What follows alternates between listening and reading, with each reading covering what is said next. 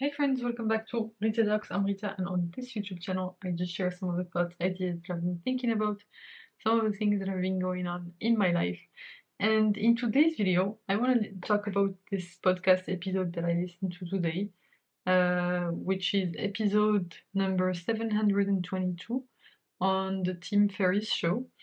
And basically, it's the episode with Cal Newport. So if you don't know who Cal Newport is, he's I think a tenured professor at the University of George Washington, if I'm correct.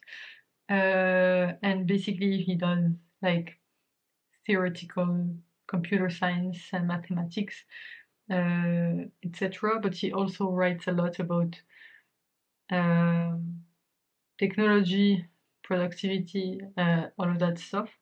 And so basically, the reason that he was on this podcast is basically to promote his new book called Slow Productivity. And honestly, like I've read Deep Work from him, and I also read So Good They Can't Ignore You. And if you remember from my videos on this channel when I was talking about these two books when I was reading them, they're really, really well structured, and I really love the format. Like they read like like somewhat of a mathematical proof, and you can tell just from his writing style that he's a mathematician. And like I'm looking forward to reading this new book. It has not come out yet. It will come out, I think, on 5th of March. Today is 29th of February 2024. I mean, no, 28th, because it just turned after midnight, so that's why it's like I said 29th. But today was 28th of Feb. And basically, I love like listening to these podcasts with Cal Newport. They're really good reminders of the principles that I've been trying to incorporate into my life. I'm not so sure like how far along I am in implementing them, to be honest, but it's a process. It's like it's something that you have to keep trying to do. But basically, like some of the things that really struck with me is basically Cal reinforcing this idea of obsessing over quality, and basically just focusing on the craft, on whichever craft that you're working on. And I think this podcast episode has the perfect timing. Like it came into my life in the perfect time because I am like basically this is a transition period for me where I will be moving from one team to the next. And I think to be reminded of these principles will allow me to get off on a good start with my new team and basically iterate a bit more on this. And yeah, honestly, I really enjoyed it, and I definitely recommend you go check it out. It had lots of little nuggets on it, and like he talked about very, very interesting things, and basically about how to say no, like what are the things that's like how you can be clear about saying no. And like basically the most important part of saying no is being clear that it is a no. Because people like when you try to be nice, people will take it as a yes. And so like when you try to be nice about it and say like yes, I would love to, but whatever. I have a lot on my plate right now. It's like not an exact no, but you have to be clear that it's a no. And yeah, like there are so many nuggets, but my favorite one was this idea of obsessing over quality, which is something that I'm trying to incorporate into my life. Just focus on the quality of whatever thing that I'm doing and see that as the most important driver of my life in some sense. So and some other nuggets, like basically in this whole podcast, they're complaining about this hustle culture, about how actually this hustle culture of this and this idea of working 24/7, all of that stuff does not actually lead to better results and actually leads to worse results. And basically the main point that he's trying to make is that slow productivity is not like just a trade-off that you have to make for the sake of maintaining your sanity, but basically it goes hand in hand with producing better quality work. And that's counterintuitive because people assume that if you work more and you are busier, then you will do more stuff. But more does not equal basically better outcomes. And if you just focus on results, it's actually like the slow productivity approach, he argues, is basically a better way. And it just so happens to be a way that does not involve you suffering as basically depicted in hustle culture.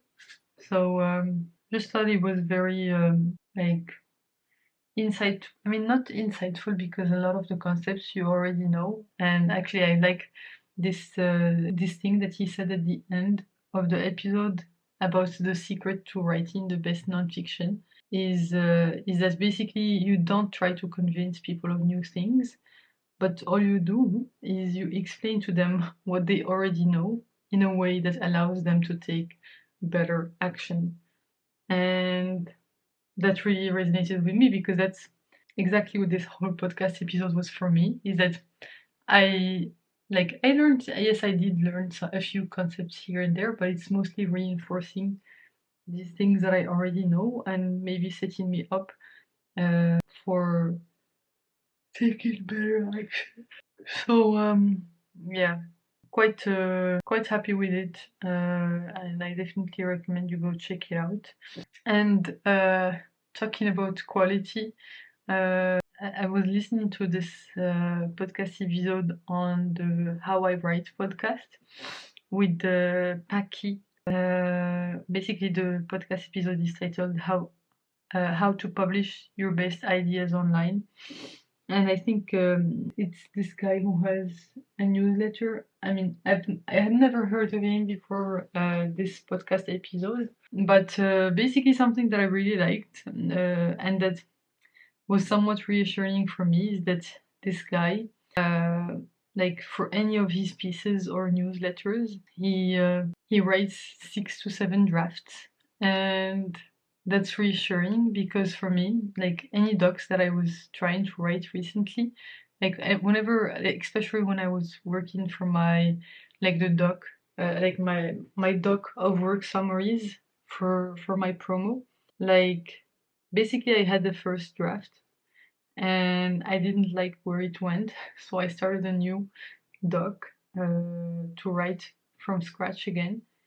And basically this process that he mentioned, like he would do the same basically like 6 or 7 times for any of his pieces. Like he would rewrite whichever piece that he was trying to write 6 or 7 times, starting from a blank page, because basically at each iteration of your writing, the quality, like you get a better grasp of the topic.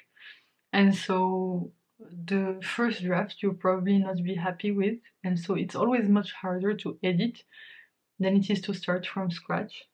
And so basically, like, that's something that I've found, and that is somewhat reassuring that this guy does the same thing, even though it's a bit of a larger scale than what I'm currently implementing, but it makes it okay for me to somewhat dare or like not feel bad about implementing something similar at a like larger scale, because it's definitely like something that I've encountered whenever I'm writing docs, is that sometimes I would not be happy with what the doc looks like, and I would try to edit it to make it like meet this expectation that I have in my head. But then I would just get demotivated and not wanna finish it. So this is actually a good writing tip. Like basically at each iteration of the doc, like each version, you know the concepts a bit better and you're able to express them in a bit better way.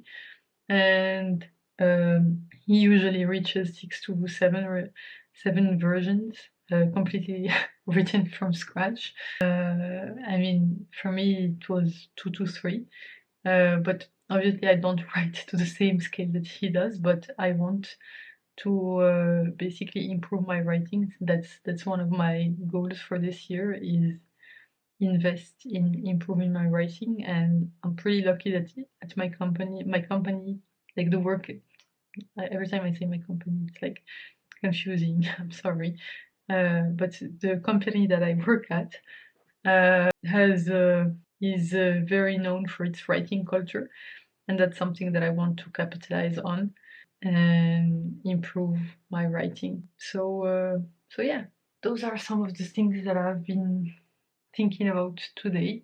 And yeah, that's all I wanted to talk about for today. Thanks a lot for tuning in. You can click here to watch my previous video on this channel, so the one right before this one, or you can click here to watch my latest video on the channel overall. Thanks again for tuning in. I hope you have a fantastic rest of the day, night, whichever time of day it is where you are right now. Bye for now, and I will hopefully see you in the next one. Bye bye.